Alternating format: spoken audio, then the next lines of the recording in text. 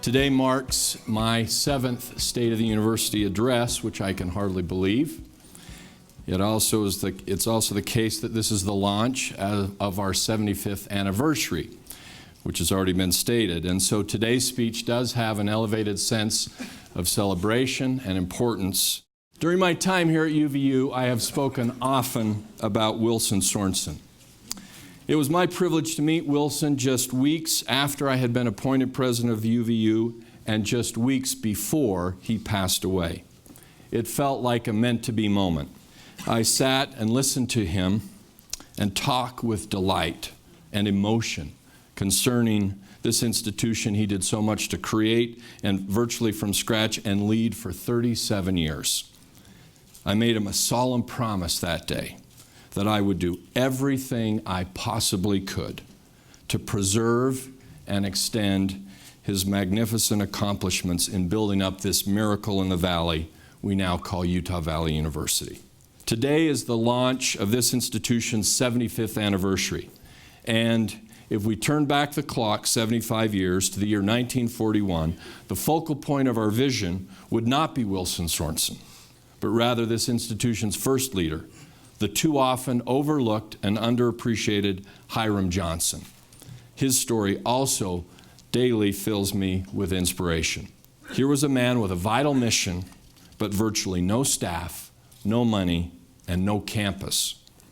Cramped in various and random quarters around Utah County and Heber Valleys, the instructors met with eager, even desperate students, delivering instruction wherever shared or donated space could be found. In the late 30s and 40s, this institution took a whole generation of mostly older, unemployed men out of economic and professional despair and bolstered a worldwide fight against racial terror and political tyranny.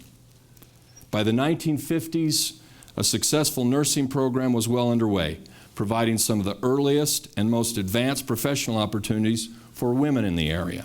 In so many respects, the courses and programs that drove the creation of this institution and remain vital to its existence are those of the trades and technical education.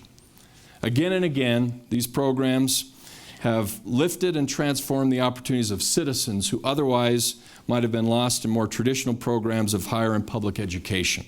As we move this week into the legislative session, there are numerous issues that have our active interest and concern. But as I see it, there are 3 clear imperatives that rise to the top. First, the state must support the request of the Utah system of higher education as prioritized number 1 by the Council of Presidents for a 3% increase in our funding for compensation.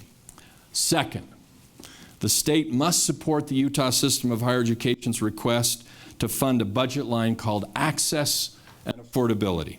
Third, as we've discussed, UVU is in the process of developing one of the best undergraduate arts programs in the nation.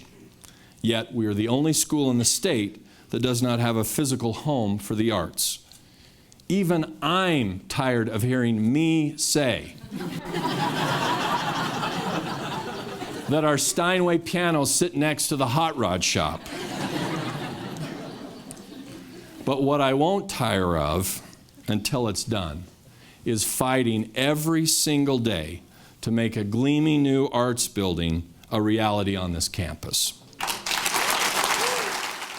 Let us live so that 75 years from today, the future faculty and staff of this institution that will run prominently from one end of the county to the other and will be known all over this country and around the world will say, they did it.